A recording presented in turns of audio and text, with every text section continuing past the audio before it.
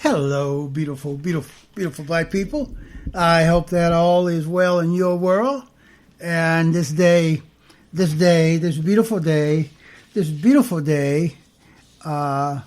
has progressed very, very satisfactory for you, my beautiful, intelligent black brothers and sisters.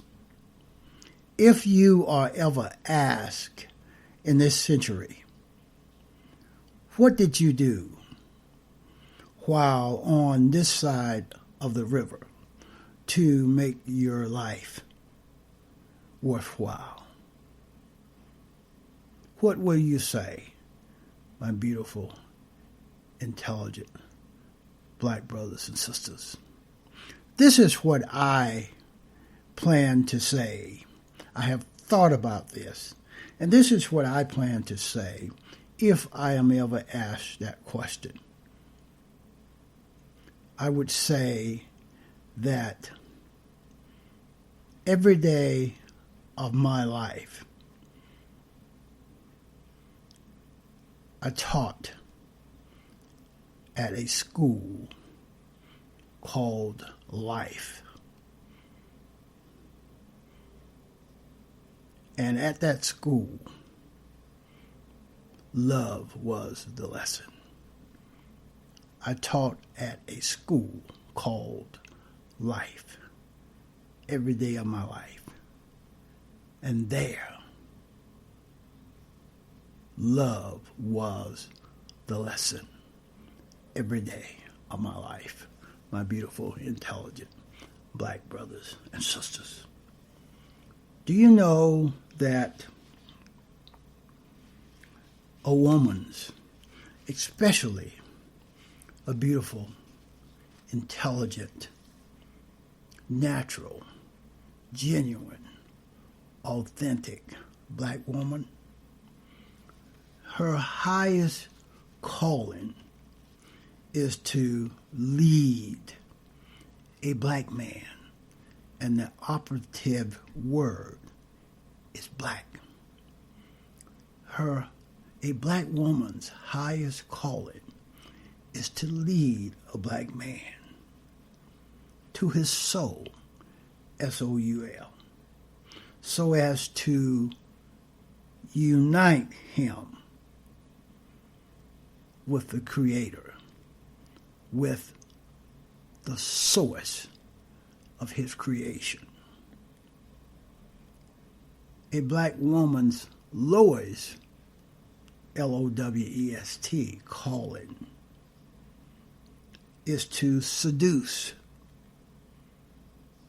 separating a black man from his soul and leave him aimlessly wandering.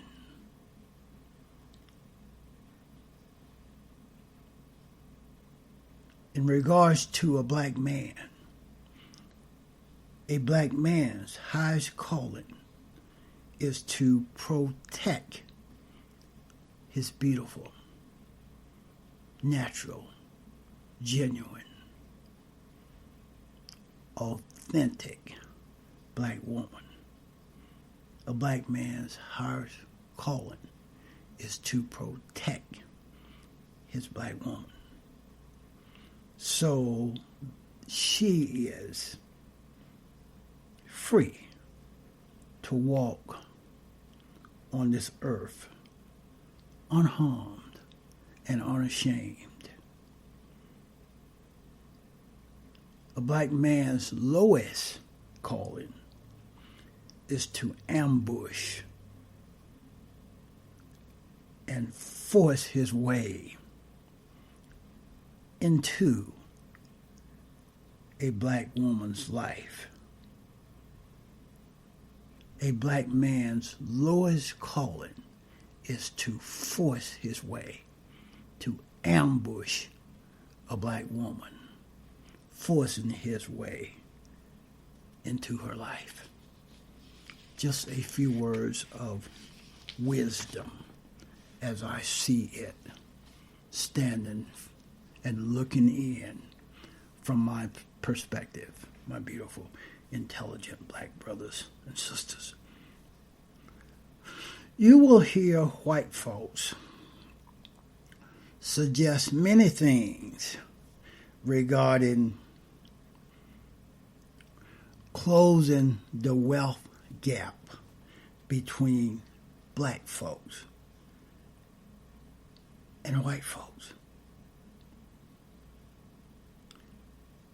From what I believe and what I have learned, the knowledge that I have attained, the racial wealth gap is not about poverty at all. The racial wealth gap is not about poverty at all. Rather, it is that white families earning less than $27,000 per year hold nearly the same amount of wealth as a black family earning $48,000 to $76,000 per year. So, therefore, the wealth gap is not about poverty, because a black family can earn twice as much as a white family, and the black family will still accumulate less wealth than that white family.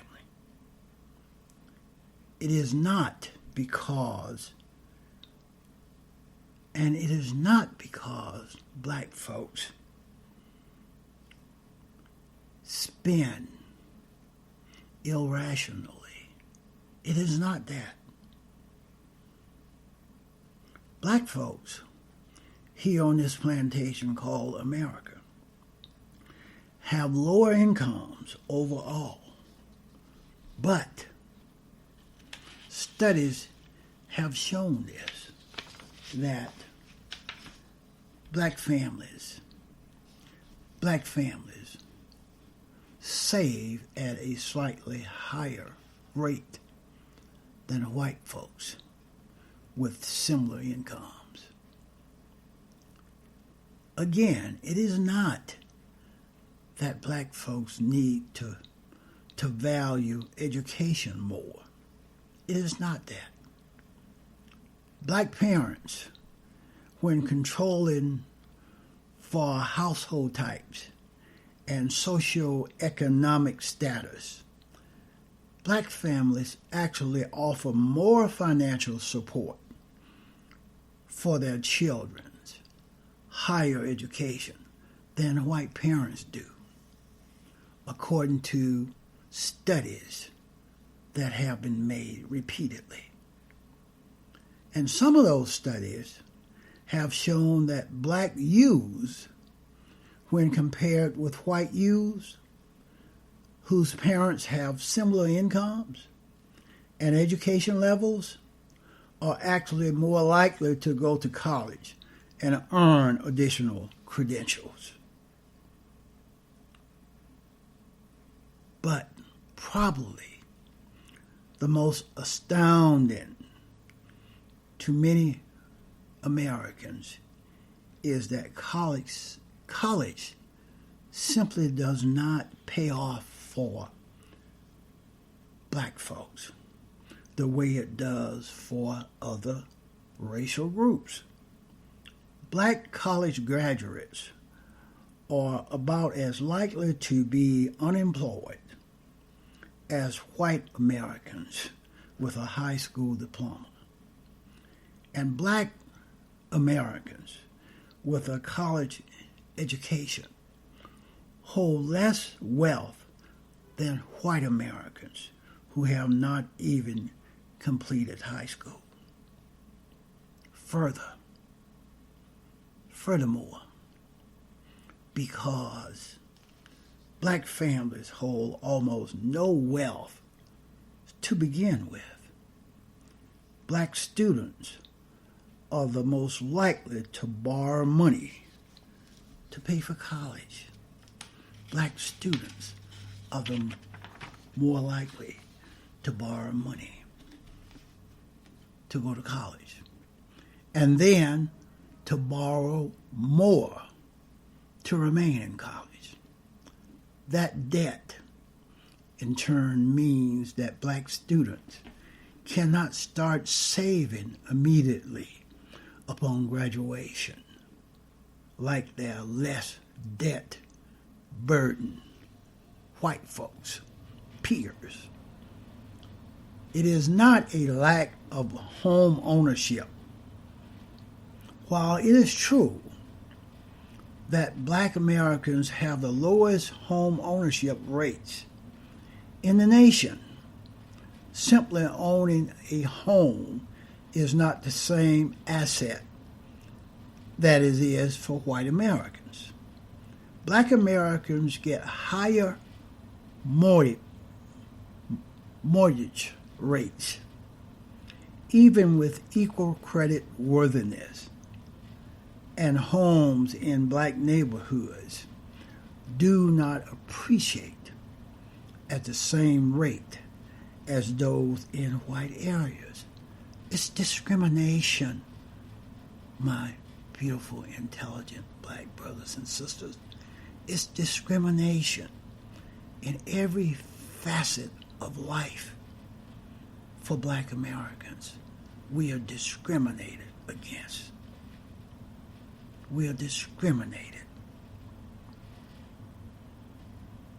Homes in black neighborhoods do not appreciate at the same rate as those in white areas because housing prices are still driven by the racial makeups of communities.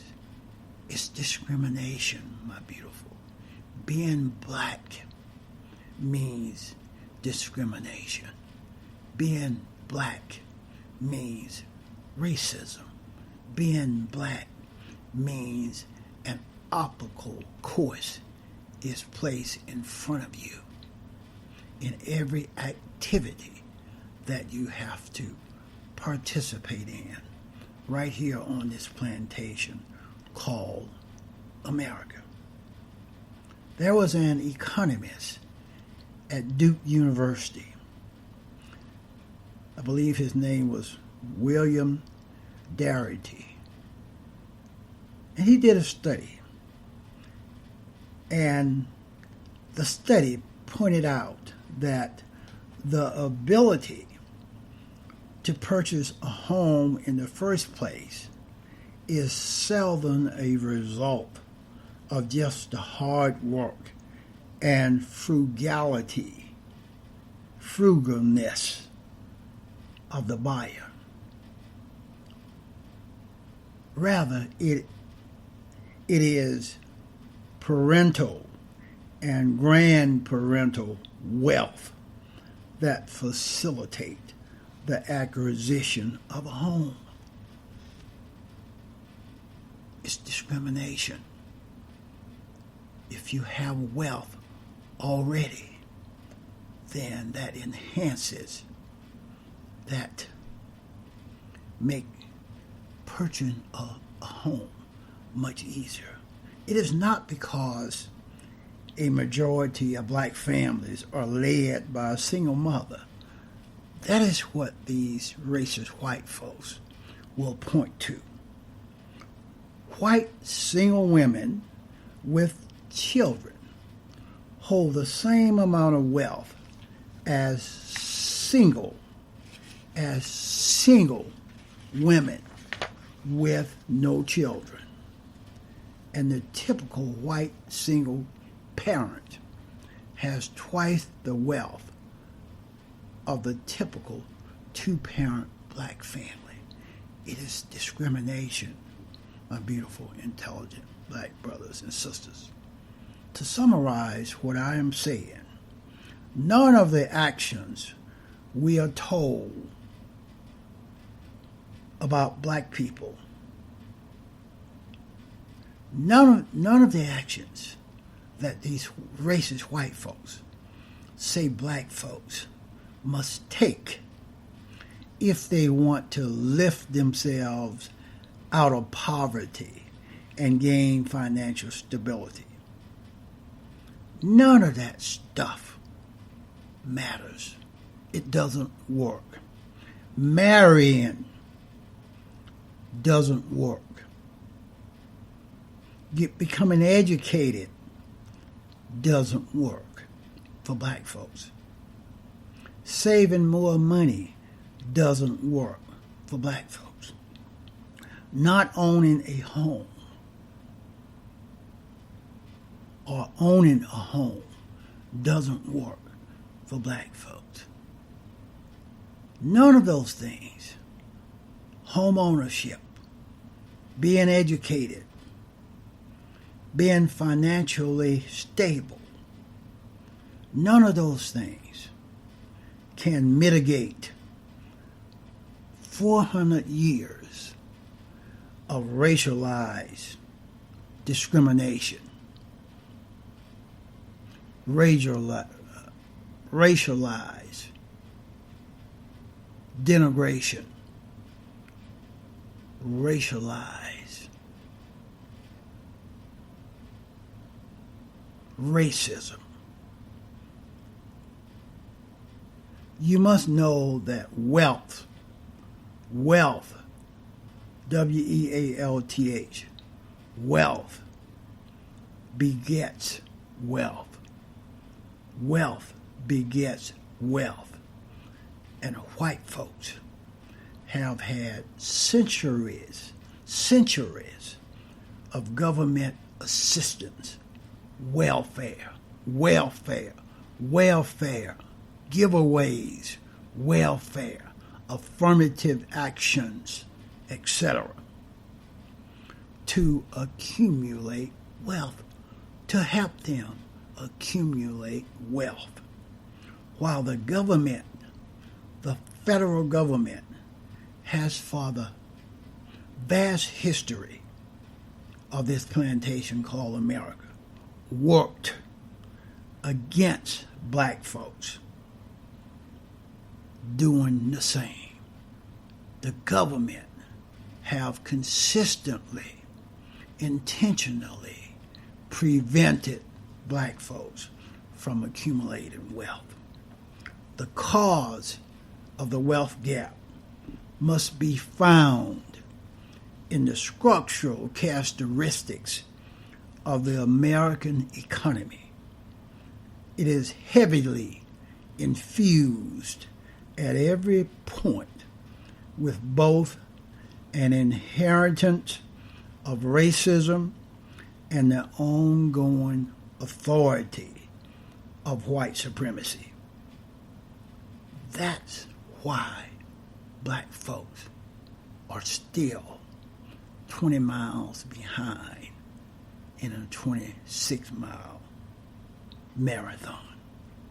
There are no actions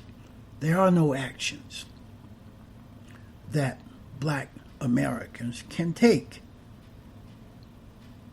unilaterally or accumulatively that will have much of an effect on reducing the wealth gap. There's not much that black folk can do to close the gap. It is America. It is America. America must undergo a vast social transformation produced by the adoption of bold, B-O-L-D, national policies that will benefit all of its citizens equally. My beautiful, intelligent black brothers and sisters, it is not as white folks will say it is. we cannot pull ourselves up by our bootstraps because white folks never pull themselves up by their bootstraps. It was always the federal government, state government, local government giving white folks handouts, welfare, land grants, affirmative actions, helping them to become successful and be able to accumulate wealth while keeping their foot on the neck of black folks, preventing black folks from becoming successful and accumulating wealth. At every iteration of that racist program that these white folks activated at the inception of this plantation called America. That's all I have on this one.